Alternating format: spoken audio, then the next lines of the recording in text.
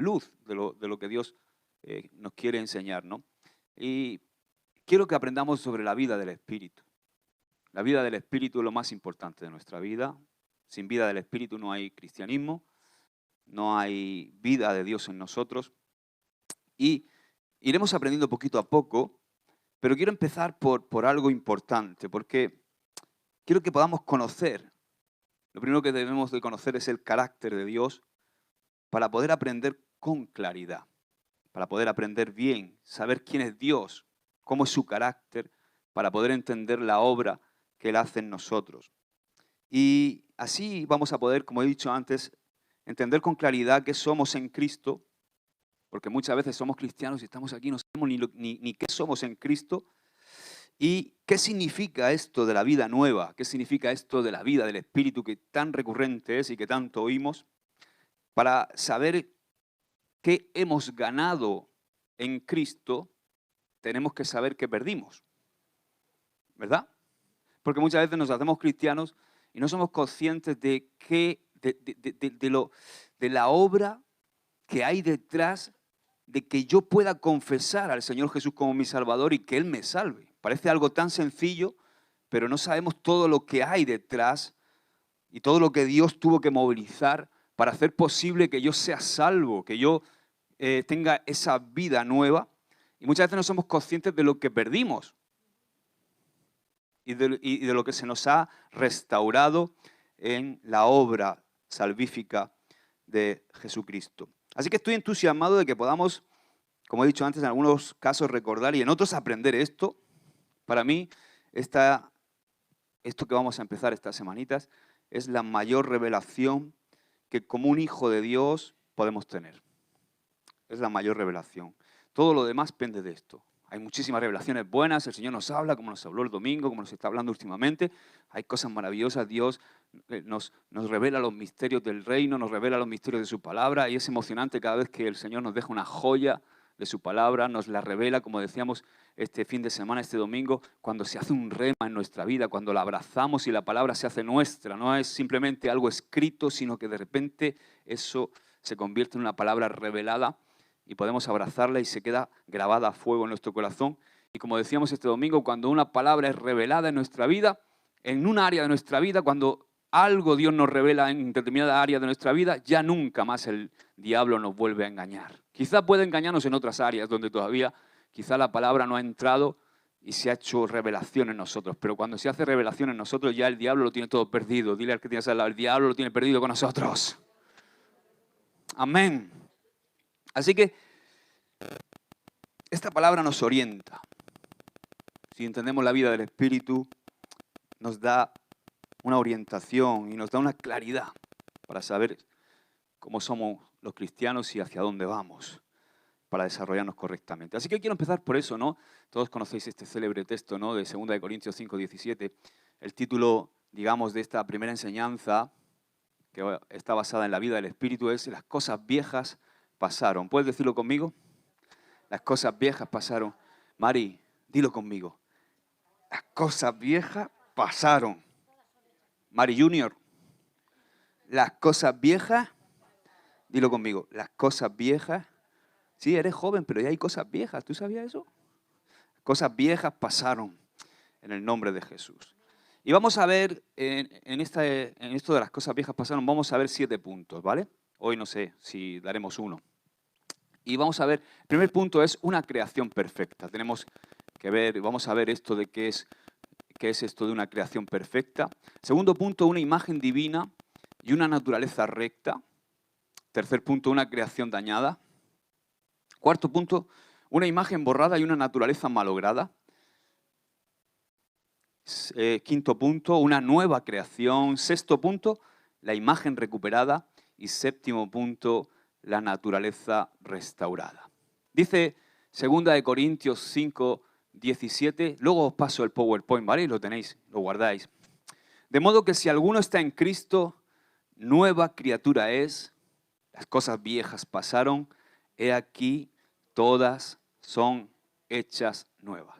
Una de las características principales del carácter de Dios, por eso es importante que conozcamos cómo es su carácter.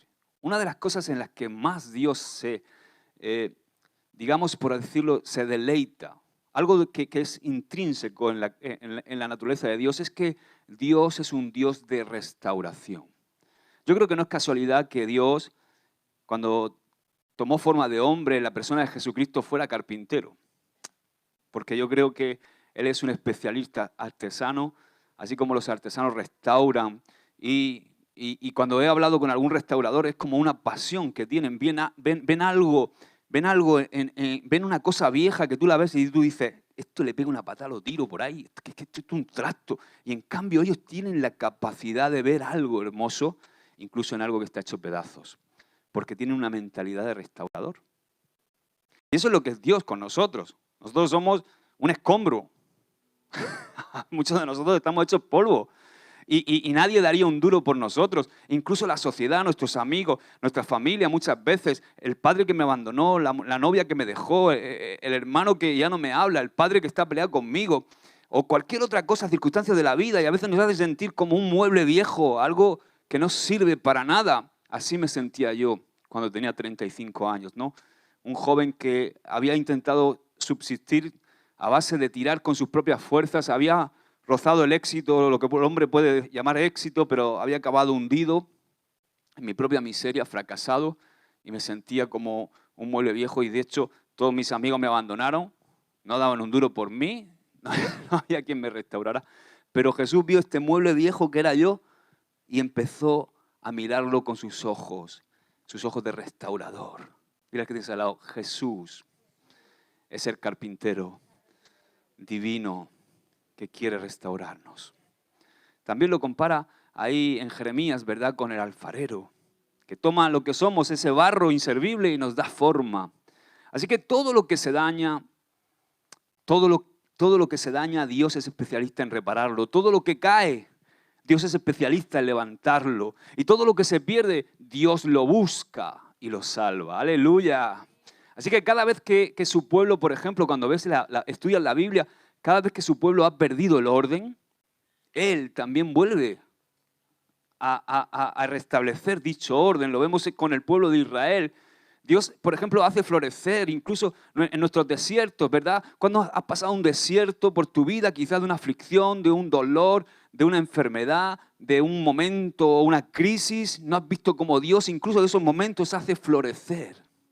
¿Sabes que en los momentos más difíciles, en mis desiertos, yo siempre me consolaba en ver lo que Dios estaba produciendo en mi carácter? Era como ver flores en medio de un desierto árido. Era como ver un oasis en medio de un desierto árido. Porque yo veía, no puede ser que esta aflicción sea tan dura, que esto sea tan largo, pero cuando tú pones tu fe en Dios y ves lo que Él está produciendo en ti, es algo hermoso. Amén. Así que Él es especialista también en sacar de cárceles a los oprimidos. Él sana nuestras enfermedades. Él cambia la tristeza en gozo. Cambió mi tristeza en gozo. ¿Y a ti? Amén. Y en el Antiguo Testamento vemos cómo Dios, por ejemplo, sacó a Israel de Egipto. Y dice que lo sacó de casa de esclavitud. Y cada vez que por sus pecados Israel fue llevado a cautiverio, Dios, ¿qué hizo? Los rescató. Así que Dios es restaurador. Y cuando Israel anuló el pacto, Dios hizo un pacto nuevo. Él, que conoce todos nuestros caminos y que conoce también cómo somos, se deleita en restaurar. Así que el que conoce al Señor sabe que Dios se deleita en restituir. Y esto no son solo palabras de Josué. Vamos a ver ahora cómo esto que te estoy diciendo es una evidencia también en la palabra. Dios es el que promete restituir, como dice en Joel 2:25, lo que se comió la oruga, el saltón y el revoltón. Dios siempre anuncia cosas nuevas, dice Isaías 42:9. O sea que Dios constantemente está con una mirada muy distinta a la que nosotros a veces tenemos. Yo, cuando a los 35 años, 35, no 34, no tenía 35 todavía, a los 34 años cuando toqué fondo en mi vida y volví a los caminos del Señor después de estar 15 años o 16 años aproximadamente lejos de los caminos del Señor, una de las cosas que más lloraba era ver que había perdido 15 o 16 años de mi vida lejos del Señor. Y era algo que me dolía tanto que yo en la presencia del Señor lloraba, y aquí está mi esposa de testigo diciendo, Señor, ¿por qué? ¿Por qué he tenido que perder este tiempo? ¿Por qué he tenido que estar lejos de ti? Y esta palabra para mí fue un consuelo, esta de Joel 2:25, porque él dijo, tranquilo, hijo, porque yo te voy a restituir todo lo que se comió la oruga, el saltón y el revoltón. Aleluya. Y me habló a través también de la espada de David, la espada del rey David. En un principio, David, no sé si os acordáis que había un tiempo difícil donde el pueblo filisteo eran los herreros, eran los que tenían todos los oficios del hierro. Entonces no había apenas armas en el pueblo de Israel. Y en ese momento David se encuentra huyendo de Saúl y llega a un lugar, a un templo, a uno de los templos del norte y encuentra allí una espada. ¿Que no sabéis qué espada era esa? Esa espada fue guardada allí y fue la espada con la que David le cortó la cabeza a Goliat. Era la espada de Goliat. Entonces esa espada era la espada que había sido diseñada, fabricada para matar a David, porque era la espada que empuñaba Goliat. Entonces resulta que esa espada, después de un proceso de estar, entre comillas, en la presencia de Dios, ¿verdad? Porque estaba ahí en el santuario, cuando David la empuña, la hace suya. Y entonces pasa a ser su espada. Entonces, Señor, con ese ejemplo, estoy hablando de memoria, me gustaría poder coger los textos y poder analizar todo eso, pero ahora mismo no los tengo aquí, ¿no? Porque no recuerdo dónde es. Pero el Señor me habló claramente de que el diablo había orquestado un arma, había forjado un arma para destruir mi vida. Y era un arma poderosa, era un arma fuerte, era un arma que venía, porque cuando el diablo viene a acabar con nosotros, viene a destruirnos, viene a dejarnos acabar con nuestra vida, con nuestro propósito, da igual lo joven, lo mayor que seas. Y en este caso yo era un joven que había sido atacado fuertemente por el diablo y él había orquestado o había forjado un arma para destruirme. Pero, ¿qué simboliza ese arma? Todas las cosas con las que yo había coqueteado y todas las cosas que yo había pasado, todos mis vicios, mis cosas, eso eran armas del enemigo para matarme, para destruirme, para cortar el propósito de Dios en mi vida. Así como la espada de Goliat fue diseñada para matar a David. Pero que después de un periodo de restauración, esas armas que venían a destruirme se iban a convertir en armas que yo iba a empuñar.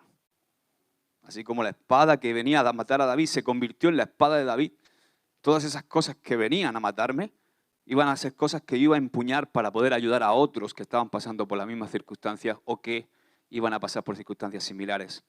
Así que eso fue un consuelo para mí en un momento de volver al Señor y de sentirme, pues si quieres que te diga la verdad, me sentía una cucaracha, me sentía algo inservible, me sentía mal porque había estado 15 o 20 años, de 15 a 20 años, no sé, 15, 17, 17 años lejos del Señor.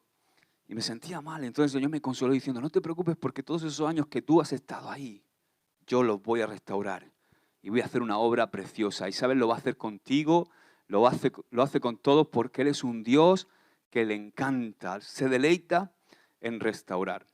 Así que algo que sin duda destaca de la conducta de Dios es que siempre Él quiere restituir. Y siempre que restituye y que restaura algo, lo hace mejor que lo primero. Belén, tú eres mejor Belén que la primera Belén, ¿a que sí? ¿Y tú, Encarna? Ay, esa Encarna, ¿verdad? ¿Tú te acuerdas? No, ya hace mucho tiempo. Te puedo asegurar que el segundo Josué es mejor que el primero, ¿verdad, Ruth? Siempre que Dios restituye o restaura algo, lo hace mejor que lo primero. Por ejemplo, el nuevo pacto es mejor que el primer pacto, ¿a que sí? El vino nuevo es mejor que el vino viejo. Y del mismo modo el Señor siempre expresa también mayor aprecio por lo último que hace que por lo primero. Por ejemplo, mira lo que dice Jeremías 16:14. Dios dijo a través del profeta Jeremías lo siguiente, dice, he aquí vienen días, dice el Señor, en que no se dirá más, vive el Señor que hizo subir a los hijos de Israel de tierra de Egipto, sino vive el Señor que hizo subir a los hijos de Israel de la tierra del norte, o sea, de Babilonia.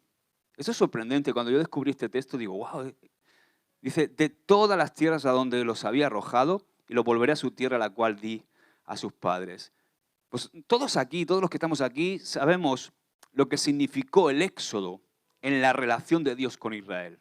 El éxodo significó la redención de su pueblo. O sea, Dios, siempre que se dirigía a Israel, se dirigía de la siguiente manera, diciendo, yo soy el Señor tu Dios que te saqué de tierra de Egipto, de casa de servidumbre.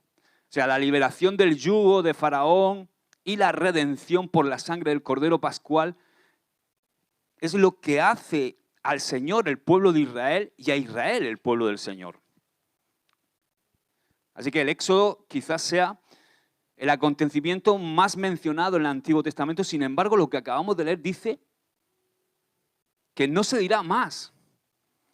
Vive el Señor que hizo subir a los hijos de Israel de la tierra de Egipto, sino vive el Señor que hizo subir a los hijos de Israel de la tierra del norte, o sea, de Babilonia. Esto es impresionante porque de repente Dios, lo que significó el Éxodo y lo que era el Éxodo para el pueblo de Israel, que era la salida de Egipto, resulta que dice el Señor, ya no vais a decir más esto, sino que vamos a celebrar más lo último, que era la liberación de Babilonia. ¿Te das cuenta? O sea, esto indica que la obra de restauración de la segunda liberación, la de Babilonia, tenía que ser más recordada y más celebrada que la primera, que la de Egipto. Ahora, escucha bien esto, porque pagar un precio por segunda vez duplica el aprecio por lo que se rescata. ¿O no? ¿Tú qué crees?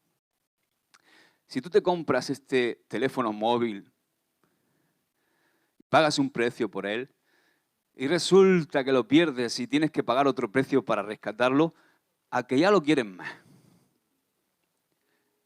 A que normalmente valoramos más las cosas que nos cuestan que las que no. Pagar un precio por segunda vez duplica el aprecio por lo que se rescata. Esto fue lo que, por ejemplo, se le hizo difícil de entender al hijo mayor de la parábola del hijo pródigo. Sabéis que el segundo hijo, el hijo mayor, perdón, del padre ahí en la parábola del hijo pródigo se enojó con el padre y lo cuestionó acerca del recibimiento que le había dado a su hermano menor. Dice que dijo, ¿por qué a mí, que nunca me he ido de la casa, ni nunca te he desobedecido en ningún tiempo, me has hecho fiesta o has mandado matar a algún corderito? Y a este que malgastó tus bienes con rameras le matas el cordero gordo. A mí, que no he violado tus mandamientos, nunca me has honrado delante de mis amigos, ni me has dado un anillo, y a este que ha deshonrado tu nombre le haces una gran fiesta y lo recibes como si fuera un héroe. ¿Y qué le dice el padre? Hijo, era necesario hacer fiesta y regocijarnos, porque este tu hermano era muerto y ha revivido a vida, se había perdido y ha sido hallado. Y me pregunto, es una buena pregunta esta, ¿por qué tratar mejor a lo que fue rescatado y no a lo que nunca falló? ¿Por qué tanto gozo, por ejemplo, en ese mismo texto, un poquito más abajo, después de la parábola del hijo pródigo? ¿Por qué tanto gozo por la dracma perdida, por la moneda perdida y encontrada, y no celebrar quizá mejor por las 9 que nunca se perdieron? ¿O por qué festejar el rescate de la oveja perdida y no celebrar por las 99 que nunca se extraviaron? Yo pienso lo siguiente, para salvar a la oveja perdida, el pastor sufrió indeciblemente. ¿Por qué? Porque tuvo que dejar primero a las otras 99 y además tuvo que pagar con su vida el precio del rescate de la oveja perdida. Por eso esa oveja tenía para él doble valor, tenía doble honra, tenía doble estima. La dueña, por ejemplo, de las 10 dracmas, de las 10 monedas, tuvo que hacer un esfuerzo extraordinario para encontrar la dracma que se le perdió. Por eso cuando la encontró, de repente se duplicó el valor de la dracma para la dueña, porque ahora la veía a través del gran esfuerzo que había invertido para encontrarla. Solo cuando algo se pierde, sabemos cuánto vale. Solamente cuando perdemos algo es cuando nos damos cuenta de lo que vale. Quizás tú no te das cuenta del valor que tiene la amistad de alguien, pero cuando la pierdes, empiezas a darte cuenta. Quizás tú no eres capaz de valorar algunas cosas, pero cuando no están, ¡puf! Mi mujer dice, muchas veces me echa la bronca, no haces nada. Digo, un día me voy a ir. Y entonces te vas a dar cuenta de todo lo que hago. Aunque parece que no haga nada. ¿Verdad? Mi madre me decía lo mismo, no sé.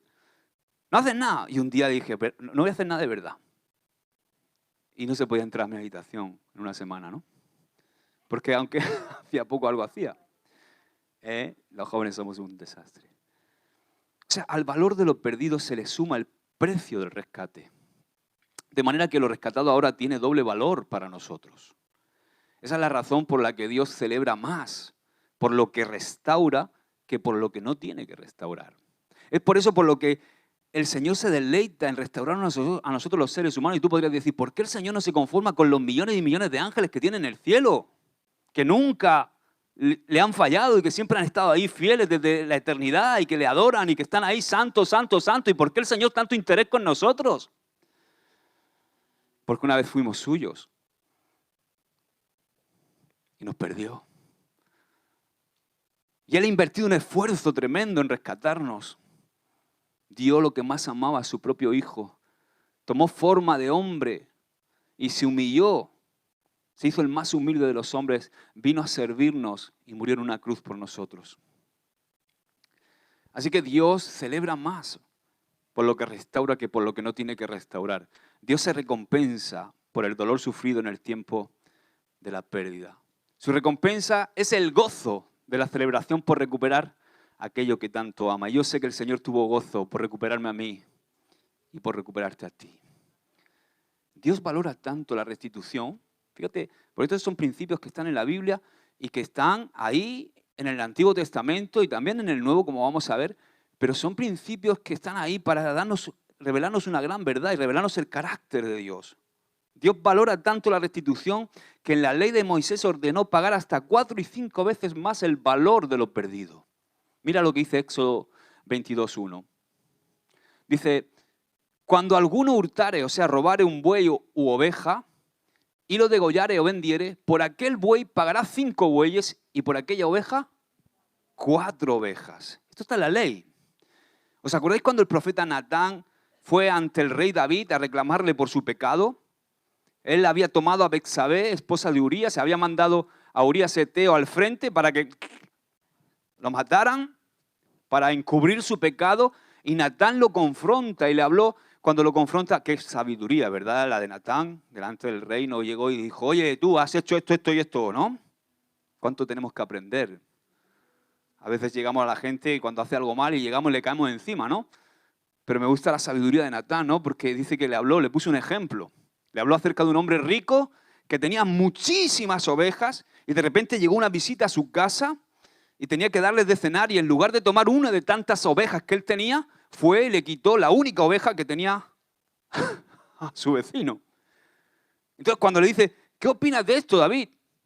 De esta historia. Y David, indignado por la injusticia de ese hombre, dijo, vive el Señor, que el que hizo eso es digno de muerte y debe pagar la cordera 4 tantos porque hizo tal cosa y no tuvo misericordia. Dice 2 de Samuel 12, del 5 al 6. ¿Y qué estaba haciendo David ahí? David estaba, dice, ¿cuántos? 4. 4 tantos. David estaba juzgando ese hipotético caso que planteó Natán según la ley de Moisés. Por eso dijo que ese hombre debía pagar la cordera 4 veces. ¿Os acordáis de Zaqueo? Cuando Jesús lo visitó y le hizo bajar del árbol del sicómoro y lo llamó a salvación. Y cuando él recibió al Señor en su corazón, decidió restituir todo lo que había hurtado y dijo, y si en algo he defraudado a alguno, se lo devuelvo por 4 veces, o sea, cuatriplicado. Esta ley establecía que se debía pagar no solo por el objeto o animal robado o dañado, sino por el dolor causado al dueño por el tiempo que durase la pérdida de su propiedad. Pensemos también en el caso de Job. Todo lo que sufrió Job, ¿verdad? ¿Habéis leído el libro de Job? ¿Sabéis que el libro de Job es el más viejo de la Biblia? ¿Lo sabías? Bueno, pues si no lo sabes, ya lo sabes. El libro de Job es el más antiguo de la Biblia. Así que todo lo que sufrió y todo lo que perdió, Pero mira cómo Dios lo restituyó justamente con el doble de lo que perdió. Díceme Job 42, mira. Y quitó el Señor, el verso 10, y quitó el Señor la aflicción de Job cuando él hubo orado por sus amigos y aumentó, ¿cuánto? Al doble todas las cosas que habían sido de Job. Y bendijo el Señor el postrer estado de Job más que el primero, dice el verso 12. O sea, según la ley de Moisés, había ocasiones que la restitución era el doble o que se tenía que restituir 4 o 5, como hemos visto, ¿verdad? Isaías 42 dice, hablad al corazón de Jerusalén, decidle a voces que su tiempo es ya cumplido, que su pecado es perdonado, que doble ha recibido de la mano del Señor por todos sus pecados. Dile al que tienes al lado, el Señor te quiere dar el doble. Yo no sé lo que el enemigo ha querido quitarte, no sé lo que el enemigo ha querido robarte, pero yo sé que la obra que Él quiere hacer en ti es de restauración. Quiere restaurarte para que tú seas el doble de lo que eras al principio. Si eras guapo, ahora vas a ser el doble de guapo y de guapa. Escúchame, yo sé, y sé por qué estoy sintiendo esto en mi espíritu ahora, pero hay mucha gente que quizá está escuchándome ahora, no sé si aquí o aquí presentes o luego en la grabación, pero hay personas que piensan que han llegado al final de su vida. Hay personas que piensan que no pueden salir del hoyo en el que están. Hay personas que piensan que ya no hay solución para él o para ella. Yo te digo que Dios quiere restaurar tu vida y que te levantes porque el largo camino te resta y Dios va a restaurarte y te va a dar el doble en el nombre de Jesús.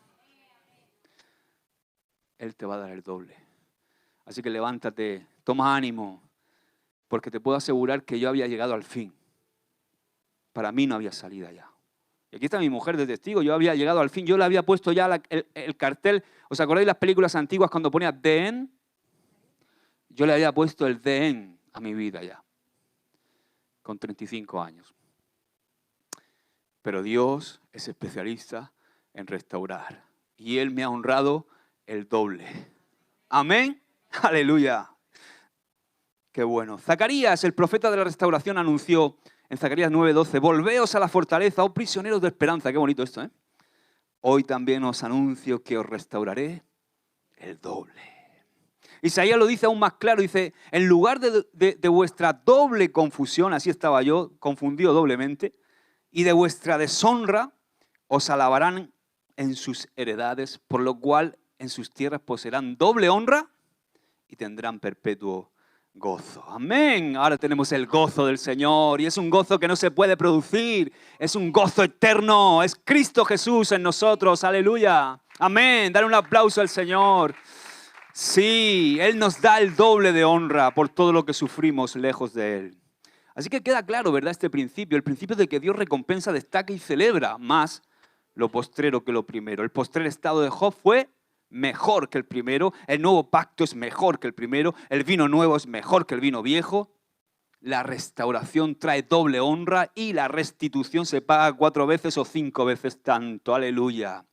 Y esta es la razón por la cual la redención nos hace 2 veces hijos de Dios. Primero porque nos creó y segundo porque nos redimió, nos compró con su sangre.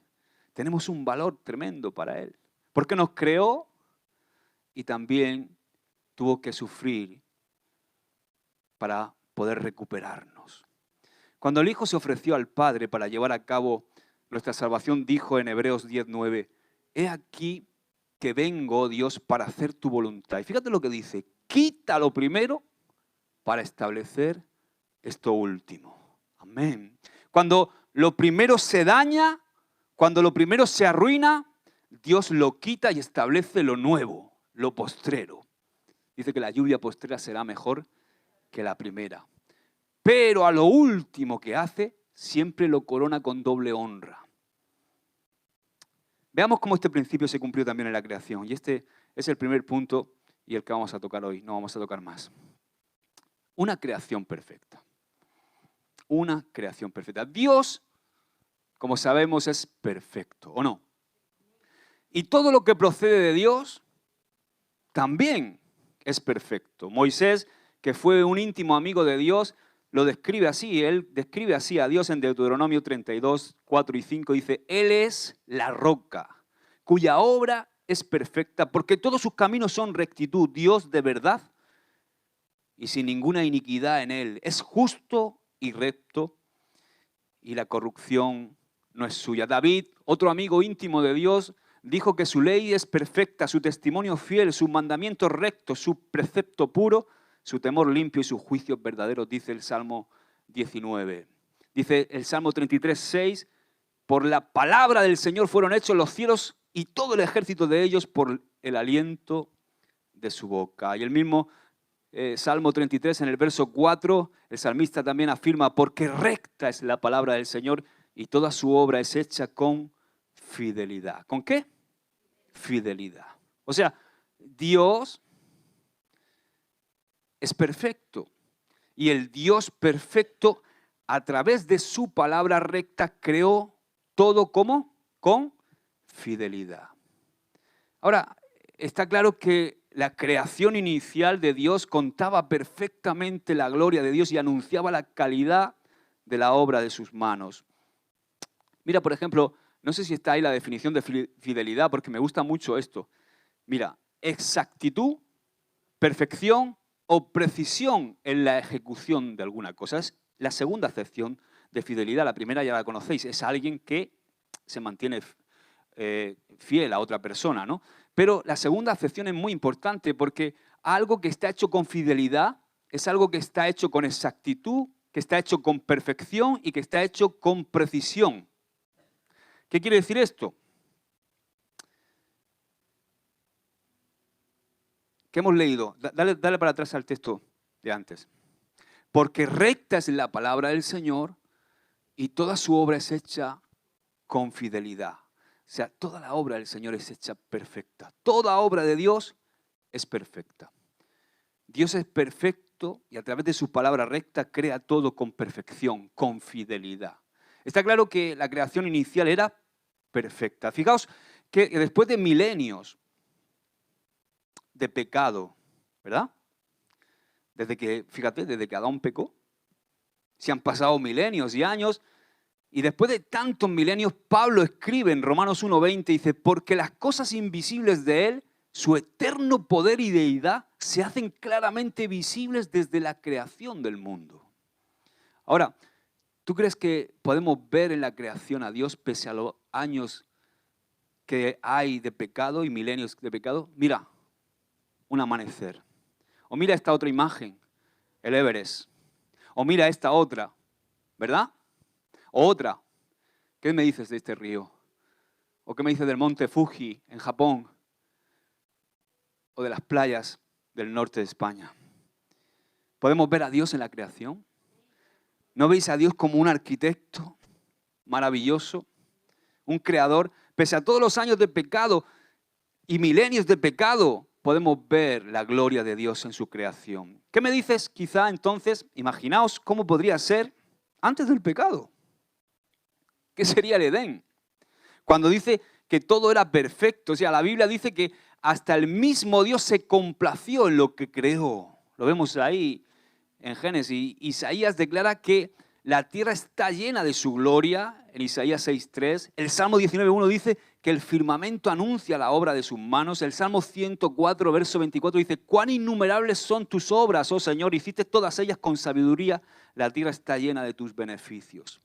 O sea, está claro que a pesar de las desastrosas consecuencias del pecado y del mal, actualmente podemos ver la gloria de Dios en la creación.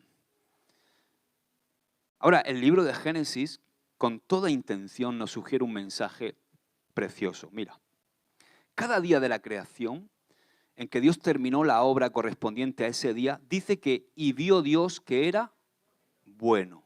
¿Y sabes cuántas veces aparece esta frase? ¿Y vio Dios que era bueno? 7 veces.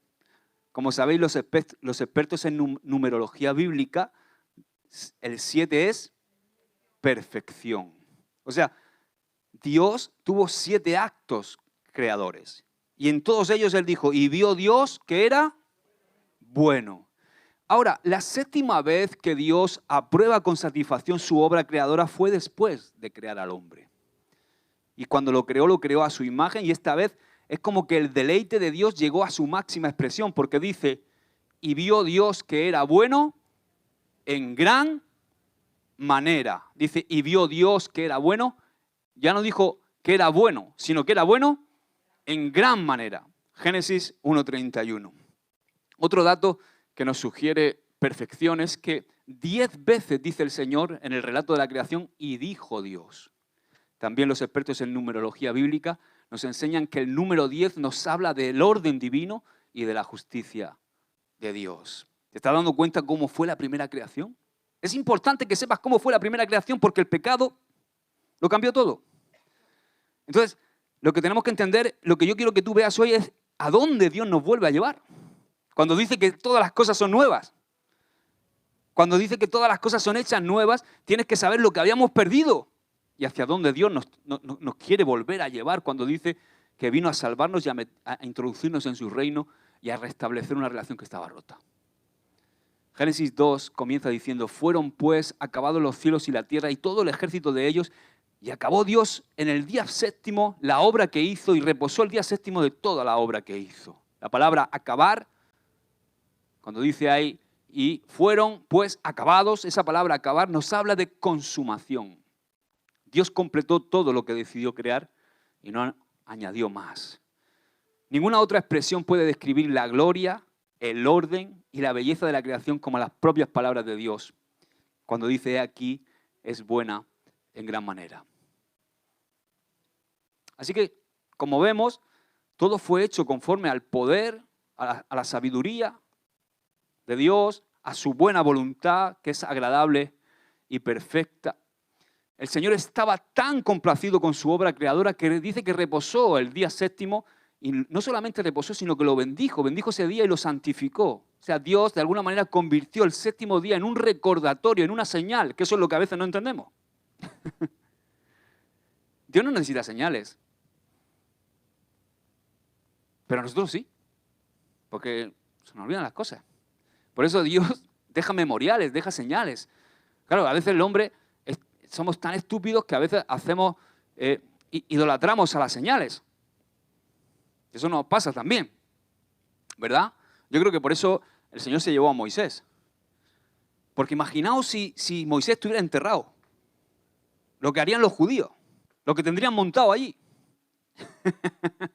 ¿Entiendes, verdad? Pero Dios no comparte su gloria con nadie. Ahora Él sí nos deja memoriales, nos deja señales, recordatorios de su creación. Y el séptimo día fue un recordatorio para, de alguna manera, una señal de su creación para perpetuar la memoria de su obra creadora, para que en el séptimo día la gente se recordara esos 7 actos creadores de Dios y recordara, porque a Dios le encanta recordar sus obras. Dios tiene un supremo aprecio por sus obras. Por eso te ama tanto, porque Él te creó. Dios ama todo lo que crea. Sí, a tu suegra también. A tu vecina, la pesada. También, a tu jefe. Lo ama. Al hermano lija. Todos tenemos un hermano lija, ¿no? Dice Miriam, amén. Ovarios tenéis las mujeres, ¿no? Ovarios tenéis las mujeres, digo. Es un chiste. Dios tiene supremo aprecio por sus obras, por todo lo que crea. Él enseñó a su pueblo a recordar y también a celebrarlo, ¿verdad? ¿Cuántas veces vemos todas las fiestas que Dios instituyó al pueblo de Israel para conmemorar? Y cada fiesta conmemora una obra de Dios en el trato con su pueblo. Por eso a Dios le encanta festejar. Cuando termina de crear, le encanta mostrar agrado por lo que hace. Por ejemplo, cuando Dios confrontó a Job hasta callarlo, no sé si te acuerdas de ese capítulo 38, me encanta este capítulo 38 de Job, porque es cuando Job está en su momento más álgido, ¿no? Y está como cuestionando por qué le estaba sucediendo todo lo que estaba sucediendo. Y tenía como una lucha interna consigo mismo y con Dios. Y está ahí en ese momento de confrontación con Dios. Y Dios cayó a Job con estas preguntas acerca de su creación. Le dijo, ¿dónde estabas tú cuando yo fundaba la tierra? Házmelo saber si tienes inteligencia. ¿Quién ordenó sus medidas si lo sabes? ¿O quién extendió sobre ella cordel? ¿Sobre qué están fundadas sus bases? ¿O quién puso su piedra angular? Escucha bien esto. Estás relatando el momento cuando creó todo Dios. Entonces dice, ¿Quién puso su piedra angular cuando alababan todas las estrellas del alba y se regocijaban todos los hijos de Dios? A mí me llama la atención esto último que dice. Porque en este pasaje se nos está informando que hubo alabanzas de todas las criaturas de Dios cuando Él echó los cimientos de la tierra. O sea que cuando Dios formó la tierra, hubo fiesta. Hubo alabanza. Todas las estrellas, todos los ángeles y todos los hijos de Dios celebraron la obra de Dios. O sea, como que Dios convocó, hay que hacer fiesta porque he creado la tierra. Y en el Nuevo Testamento también podemos contemplar esta enseñanza. Dice en Hebreos 1:6, dice, y otra vez cuando introduce al primogénito, se está refiriendo a Jesús en el mundo, dice, adórenle todos los ángeles de Dios. El Señor ordenó a los ángeles hacer fiesta y celebrar cuando introdujo al Hijo a los hombres.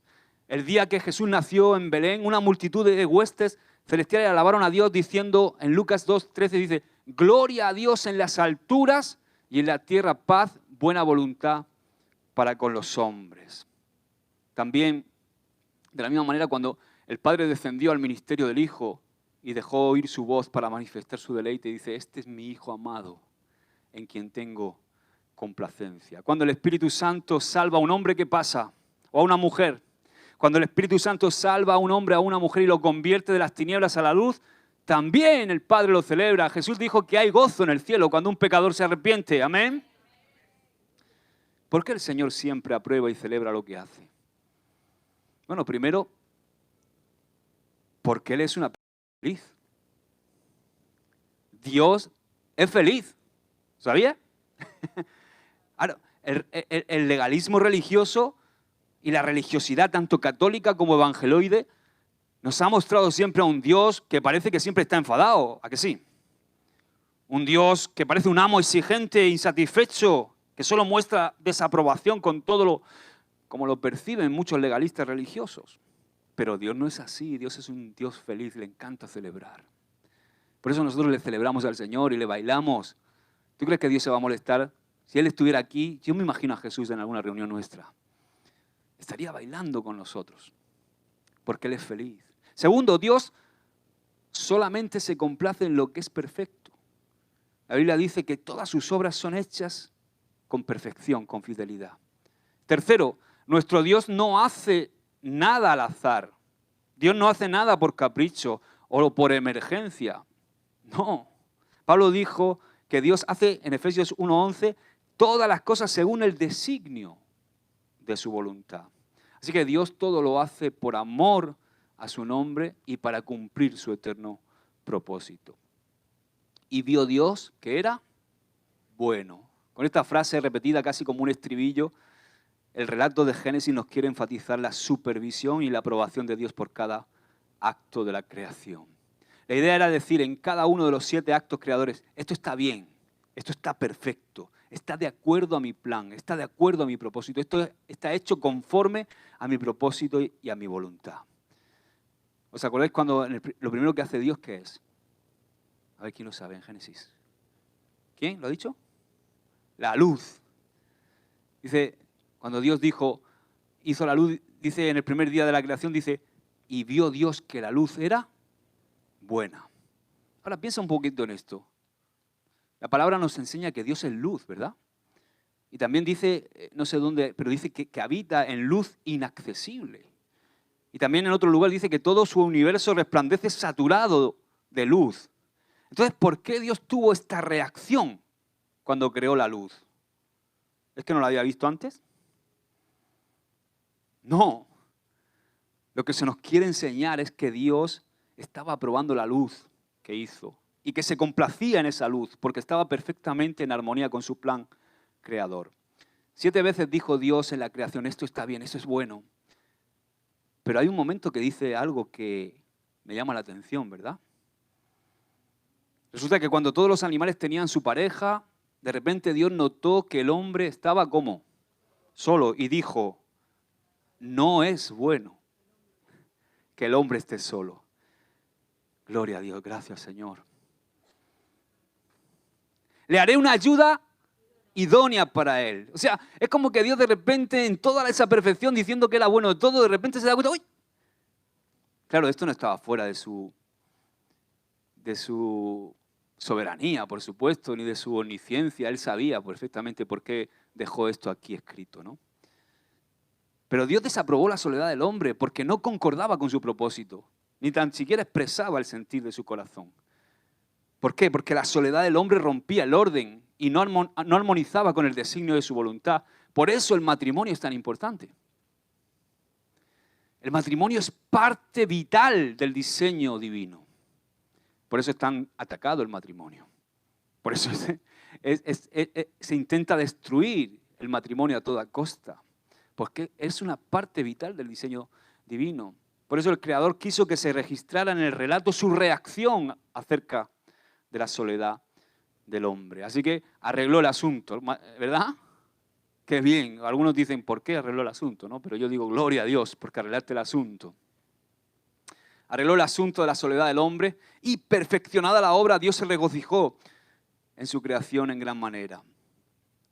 Así que podemos afirmar, y con esto terminamos, que la primera creación, cuando fue terminada con todos sus ornamentos, era llena de sabiduría, acabada de hermosura y lucía con un divino esplendor. Amén. La creación original era el sello de la perfección del gran Creador. Así que la semana que viene vamos a seguir con el segundo punto, una imagen divina y una naturaleza recta. A ver qué es eso, ¿vale? Ponte de pie. Padre, te damos gracias, Señor, por tu palabra. Gracias, divino restaurador. Gracias porque tú eres especialista en restaurar. Aún nuestras meteduras de pata, Señor, todo lo que nosotros hacemos y deshacemos en nuestra propia voluntad y los líos que nos metemos, pero tú dejas la 99 para ir a rescatar a la perdida. Tú hiciste fiesta cuando el pródigo volvió. Gracias, Jesús, porque tú te regocijas y haces fiesta cada vez que un pecador se arrepiente. Gracias, Señor, porque muchos de nosotros nos sentíamos como algo inservible, algo que no tenía valor, algo que estaba herido, destrozado. Y muchos nos veían así, pero tú nos viste de otra manera, Señor. Tú eres como ese artista, ese escultor. Un día le preguntaron a Miguel Ángel, el escultor que hizo el David de Miguel Ángel, y le dijeron, ¿cómo de ese enorme trozo de mármol pudiste sacar esta obra que es tan celebrada? Y él dijo, simplemente vi el ángel y tallé hasta verlo salir. Es increíble que él tuviera la capacidad de ver en un trozo de piedra lo que luego él, con su cincel y su martillo, pudo crear. Y eso es lo que pasa con nosotros. Muchos de nosotros somos como bloques de piedra, que los ves y muchas veces los miras y dices tú, esto no sirve para nada, pero tú eres capaz de ver el ángel que hay en cada uno de nosotros. Y te pones a tallar con tu cincel y con tu martillo, con tu palabra, con tu Espíritu Santo, con tu amor, con tu misericordia, y empiezas a dar cada golpe de amor hasta que haces una obra perfecta en nosotros. Lo segundo es mejor que lo primero, Señor. Gracias, Padre, por tu restauración. Queremos ir a más, queremos seguir aprendiendo en esto de la nueva vida, para entender qué es lo viejo que pasó y qué es lo nuevo a lo que accedemos, Señor. En el nombre de Jesús. Amén. Y amén, aleluya.